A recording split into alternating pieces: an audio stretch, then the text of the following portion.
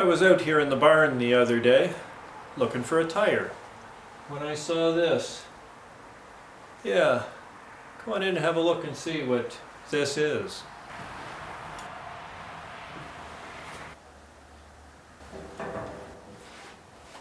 Can you see it? That red stuff in the bucket? Yeah. Red stuff. That's usually automatic transmission fluid. This isn't supposed to have ATF in it. It's supposed to have gear oil in it. But more to the point, in it, not under it. Yeah. So that's a problem or two. There are axle seals in behind here. Hopefully it's an axle seal. If it's an axle, that's a lot of work. And last time I did one, I set my table saw on fire. Yeah, my table saw. But the oil seals aren't available either. So I've got an axle that will set my table saw on fire, or I've got a set of seals that nobody makes anymore. Either way, going to be a lot of fun. But let's drag this out and talk a little bit about it, and then maybe in the next video we'll rip it apart and find out why it's leaking.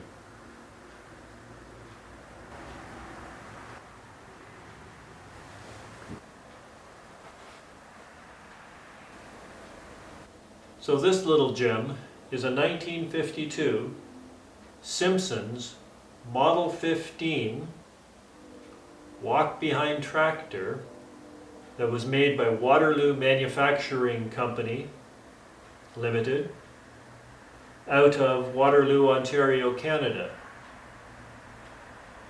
Yeah, I know it's a Simpson's Model 15 because it says so on the tag. I know it's made by Waterloo Manufacturing Company Limited because the casting models, their numbers on this one, match the casting numbers on the two walk-behind tractors that are behind me, and they are Waterloo Model 20s. They're both made in 1952, and this serial number is dead smack in the middle of those two. So I know it's a 1952, I know it was made by Waterloo Manufacturing Company Limited, and I know it's a Model 15. I know that in 1952 these sold for about $163 Canadian, which is roughly $1,800 Canadian today. And I know that it was that much because it's in the 1952 Simpson's catalog that's available on the government website. For those of you who don't know who Simpson's is, they are the company that merged with Sears to become Simpson Sears, which is a predecessor of Amazon, kind of. It's where they stole the idea from. They'd mail out catalogs, you'd pick out what you want, you'd tell them what you want, and they'd ship it to you. Not overnight from China. 4 to 6 weeks, sometimes 8, sometimes a year. But yeah, that's how you got your stuff back then, from a catalog. So anyway, this came with a Clinton engine.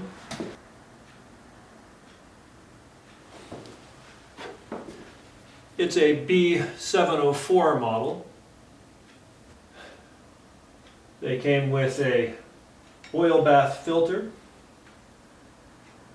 and a technically 2-speed but possibly 4-speed transmission by swapping belts and reversing the pulley.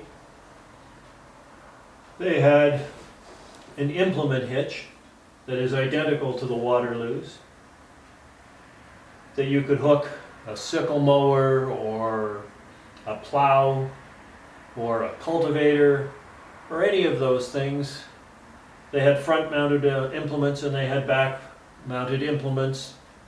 The dirt plows went out back, the grader plows went up front, or dozer plows, if you will. They were in the Simpsons, or in the Simpsons catalog, but they're also in the Waterloo brochure from the same time period. The items are exactly the same. So let's move you around back and we'll talk a little bit about the differences between the two, because there is only a small difference besides the color. I'm going to pull out the other Waterloo and we will talk about the difference.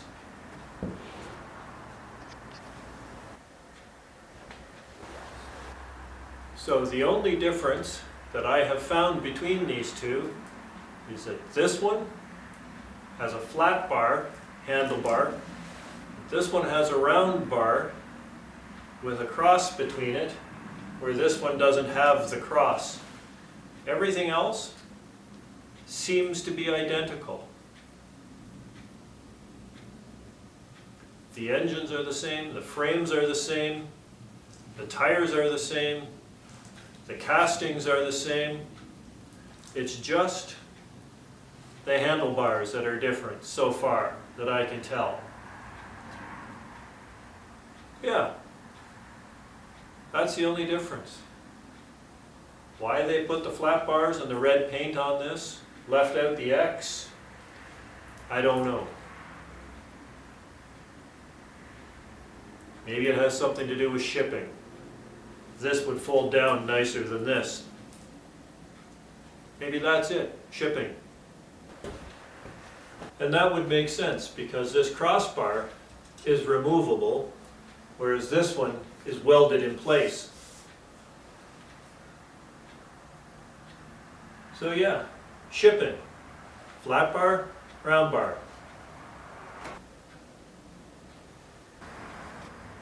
So let's talk a little bit about this front hitch that it had.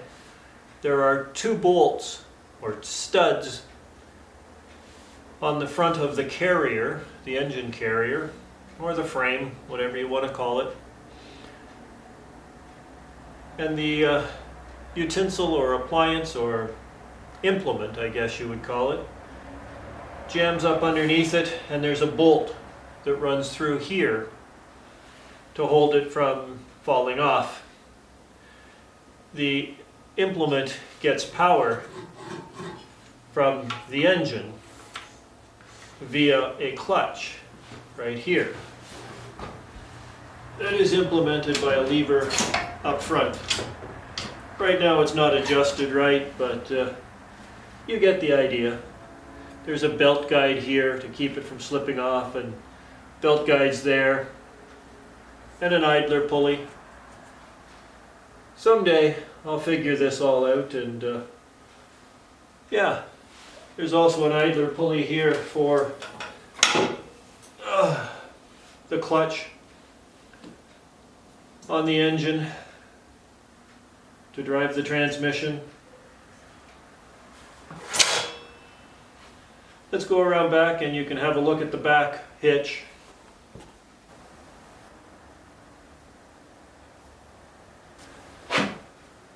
So this rear hitch is about as simple as you can get. There are two arms that hang from the handlebars to keep the rear supported. And then there's a pin up front here that when things are aligned it'll come out. Right now it's under a bit of tension because I don't have the arms adjusted to the right height. But there's also a pin right here that allows you to remove it there too.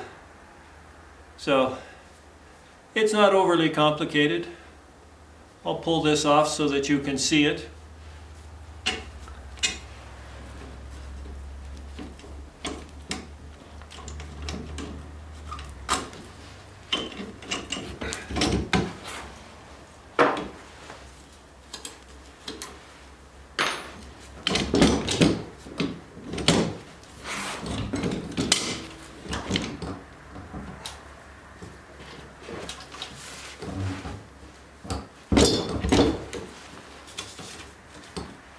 Yeah, it wants to be annoying. There we go. That's what it wanted. that pin comes out and the tractor rolls away from it. You can see that the pin just goes through there and through that one.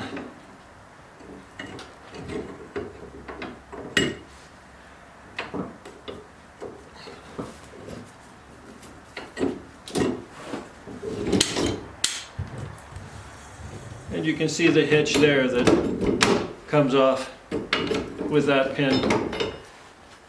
So you have one pin there that has to align with a series of holes.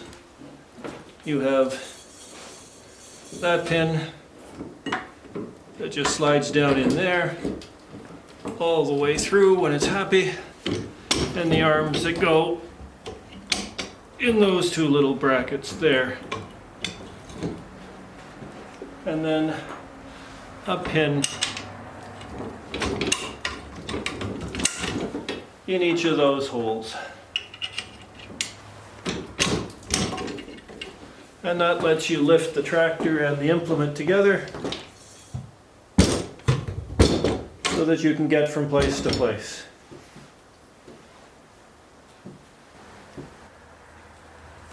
So, where is it leaking from? Well, that's the fill cap, and it's dry there. That's a bushing grease zerk. There's one on each side. It's a little wet there, but the axle is really wet. And then down here there's the drain plug, and it's wet above that. This plug here, if you can see it, is the oil level plug. There's a big gear in here and a smaller gear up here. So my guess is it's leaking from the seal and the axle joint. And as I said earlier, if it's the shaft, I don't know if I have a spare. The seals, I don't know if I can get them. They're a 58, 57 made by Timken or National. They say you can still get them. They're still listed as an item available, but nobody has them in stock that I've been able to find. So we'll see. We'll see. Anyway, in the next video we'll take the tires off, put it up on the table,